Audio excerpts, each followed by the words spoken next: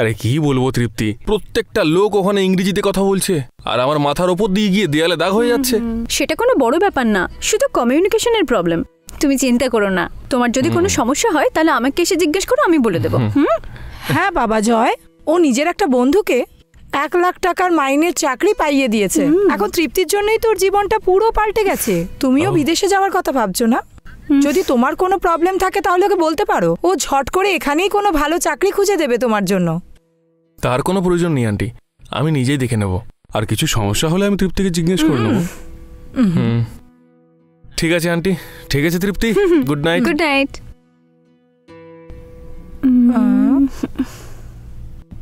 এই, আমি চলে যাবার পর আবার ল্যাপটপে যদি তুই ভূতের বই দেখিস না, হাত ভেঙে তোর হাতে দিয়ে দেবো। দুধ খেয়ে তাড়াতাড়ি ঘুমিয়ে পড়বি, ঠিক আছে? বললাম না শুয়ে পড়।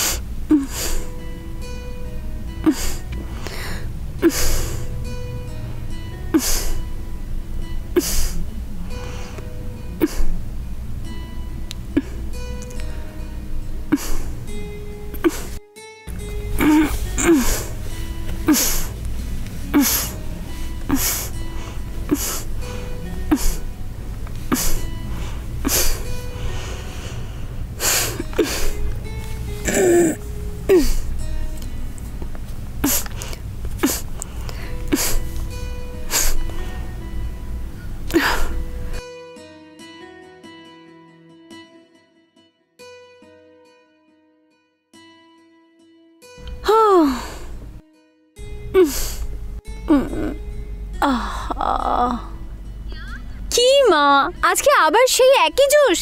আরে একদিন অ্যাডজাস্ট করে খেয়ে নে, যখনই দেখি বকবক করিস। আরে তুমিও না মা।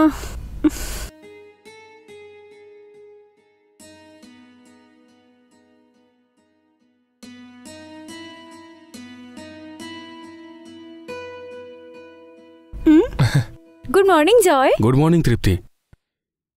জয় এসে গেছো নাকি? দাঁড়াও, ব্রেকফাস্ট নিয়ে আসছি। না আন্টি, সময় হয়ে আসছে, আমাকে যেতেও হবে। আরে এটা কি জয়, তুমি ভালোবাসো বলে মা মশলা ধোসা বানাচ্ছে আর তুমি না খেয়েই চলে যাবে? তৃপ্তি আসলে হয়েছে কি যে আমার একটা বন্ধু, আমি ওর সঙ্গে দেখা করিনি বলে খুব রাগ করছে আর কি। আসলে ট্রেনিং চলাকালীন ওর সঙ্গেই থাকার কথা ছিল আমার। আন্টি আমাকে এখানে থাকতে বলে দিলেন, তাই তারপর ট্রেনিং শেষ হতে অনেক লেট হয়ে যায়, তো ওর সঙ্গে আর দেখাই হচ্ছে না। তাই আমি ভাবলাম আজকে তাড়াতাড়ি গিয়ে ওর সঙ্গে দেখাটা করেই নি, তারপর ওখান থেকে ট্রেনিং এর জন্য চলে যাব। তো ব্রেকফাস্ট? সে না হয় আজকে ওর সঙ্গে আমি বাইরেই কিছু খেয়ে নেব। ঠিক আছে, ওকে। আন্টি আসছি তাহলে আমি। হ্যাঁ ঠিক আছে বাবা, সাবধানে যাস। বাই তৃপ্তি। বাই।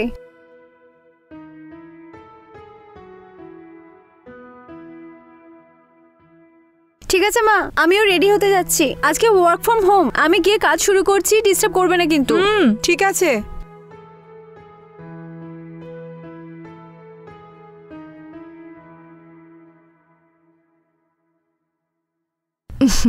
কি ডক্টর ম্যাডাম, এতদিন পর তোমার এখানে কথা মনে পড়লো? ওহো, সেরকম ব্যাপার না আন্টি, আপনি তো জানেন পাশের পাড়াতে একটা পেশেন্ট দেখতে আসি, ওই পেশেন্টটাকেই দেখতে এসেছিলাম, তাড়াতাড়ি হয়ে গেল, তাই আপনার সাথে তৃপ্তির সঙ্গে দেখা করতে এলাম। আচ্ছা তৃপ্তি কোথায়? অফিস চলে গেছে ও? না না, তৃপ্তির তো এখন ওয়ার্ক ফ্রম হোম, ও পড়েই আছে। দাঁড়াও, এখনই রেখে দিচ্ছি। হ্যাঁ। তৃপ্তি, তৃপ্তি। মা তোমায় বললাম না আমার কাজ আছে, আমাকে ডিস্টার্ব করো না। এখানে আয়, তোর সাথে দেখা করার জন্য একজন বড় ভিআইপি এসছে, ও তোর সাথে দেখা করতে চায়, নিচে আয় না। ও আচ্ছা, আসছি, 1 মিনিট।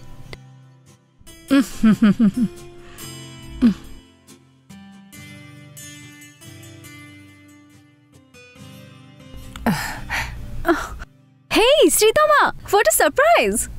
হাই। তুমি ইউএস থেকে কবে ফিরলে? কিসের ইউএস? আমি কবে গেলাম ওখানে? আমি তো এখানেই আছি। এটা তোমাকে কে বললো?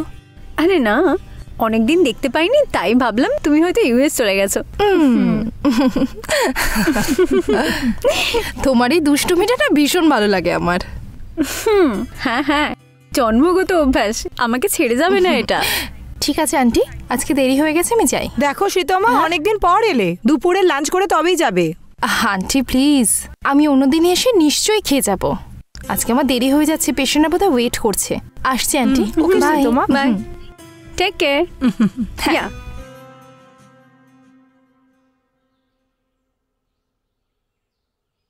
ঠিক আছে মা, তুমি নিজের শরীরের খেয়ালটা রেখো, আর বাবাকেও বলে যেন শরীরের দিকে খেয়াল রাখে একটু।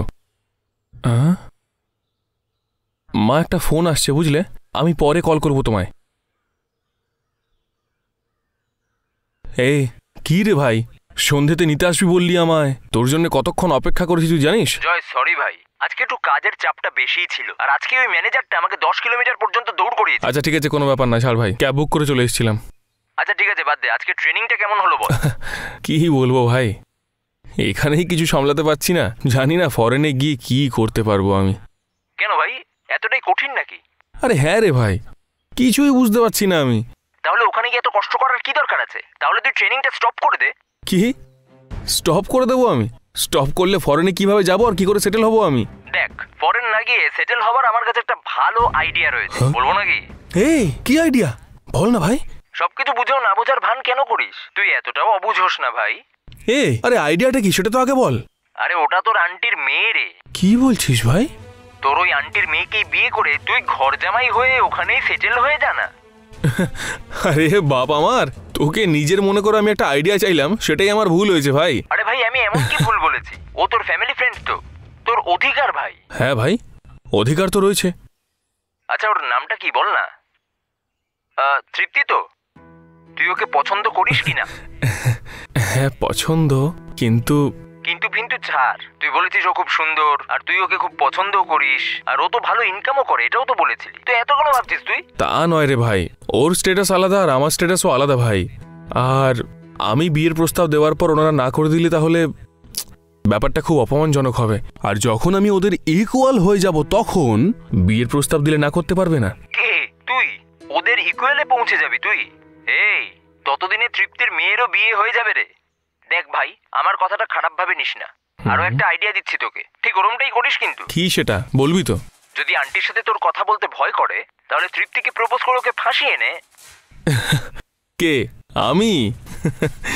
ওকে ভাসাবো? এই কাজের কথা বল না ভাই। যখনই কিছু বলি তখনই তুই আটকে দিস। কি বলবি তো? আরে আমার সুবোধ বালক, তোর দ্বারা এসব কিছু হবে না। এর থেকে এটাই ভালো ওই বিদেশে গিয়ে তুই কুলির কাজ করে জীবন কাটা। এখন রাখি, পরে ফোন করছি, বাই।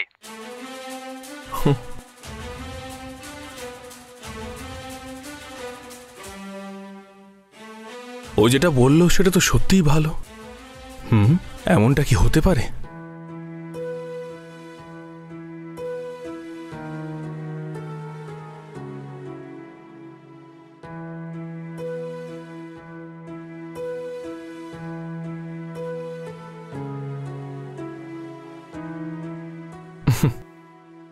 এসো জয়, সকালে তোমার রুমে আমি কফি নিয়ে গেছিলাম, তখন তুমি ঘুমিয়েছিলে, আর আজকে তোমার ছুটি না, তাই তোমাকে আর ডাকিনি।